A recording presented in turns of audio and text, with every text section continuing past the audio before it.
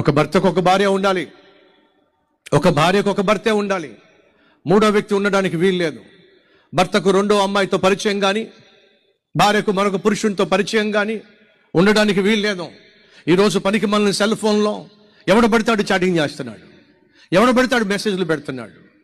How are you అంటాడు. నీకు అప్పటి నుంచి టెన్షను, ఎవరు అడుగుతున్నారో. నీకు ఎందుకు చెప్పు, ఎవరో నువ్వు ఎలా ఉన్నావు అని అంటే నోరు మూసుకుంటొచ్చుగా.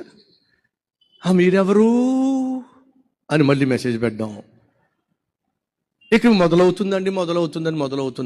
కొత్తగా పెళ్ళయిందండి, కాపురం కూలిపోయిందండి. మూడో వ్యక్తి ఉన్నాడా నీ జీవితంలో? పెళ్ళైనా సరే మూడో వ్యక్తి.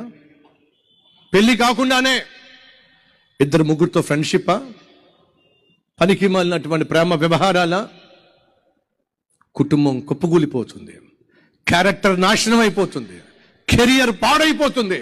మూడో వ్యక్తికి నీ జీవితంలో తావు ఉండడానికి వీల్లేదు.